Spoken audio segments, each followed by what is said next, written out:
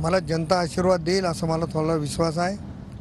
कारण मी माझ्या आयुष्यात जनता माझी आणि मी जनतेचा हे ब्रीद घेऊन काम केलेलं आहे. त्यामुळे जनतेचा माझ्यासारख्या सामान्य कुटुंबातल्या कार्यकर्त्यावर विश्वास आहे.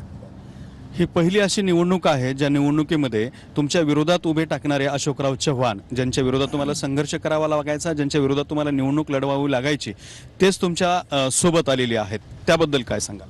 मोदी हे तो मुमकिन आहे. गेल्या 24-25 वर्षाचा संघर्ष आमचा संपलेला आहे. मागची निवडणूक चव्हाण साहेबांच्या विरोधात मी लढवली आणि जनतेने माझ्यासारख्या सामान्य कार्यकर्त्याला आशीर्वाद दिला. पण मी अशोकरावजींना हरवलं याच्या आनंदात जास्त राहिलो नाही.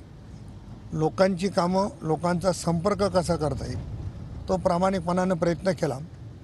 आणि ही गोष्ट खरी आहे की एका ताकदीचा नेता आज माझ्यासोबत उभा आहे, माझ्या पाठीशी उभा आहे आणि त्यामुळं निश्चित माझा विजय आहे.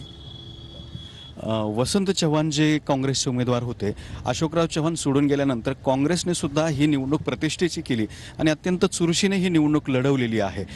त्यांचं काय चित्र वाटतंय आणि उमेदवार म्हणून कसं बघितलं तुम्ही त्यांच्याकडे? असं आहे की निवडणुकीत उतरल्याच्या नंतर सर्वजण आपण जिंकलो पाहिजे हा प्रयत्न करतात. त्यात गैर काही नाही आहे. त्या पद्धतीने त्यांनी प्रयत्न केला, त्यांनी प्रतिष्ठा लावली आणि चव्हाण साहेबांनी काँग्रेस सोडली याचा राग कदाचित काँग्रेस नेत्यांना असावा. त्यामुळे अख्खी महाराष्ट्रातली काँग्रेस हे नांदेडला येऊन थांबली. पण शिल्लक कोणी काँग्रेसमध्ये, जेवढे शिल्लक आहेत काँग्रेसमध्ये ते सगळे नेते नांदेडला आले आणि त्याने प्रतिष्ठेची केली. पण नांदेडची जनता शंकरराव चव्हाण साहेबापासून मानणारी आहे. त्यामुळं मोठ्या प्रमाणावर त्यांच्या येण्यामुळं मला मदत होणार आहे. या निवडणुकीमध्ये दोन फॅक्टर महत्त्वाचे पाहायला मिळाले. एक होता राहुल गांधी, काँग्रेसचा फॅक्टर, आणि दुसरे होते नरेंद्र मोदी.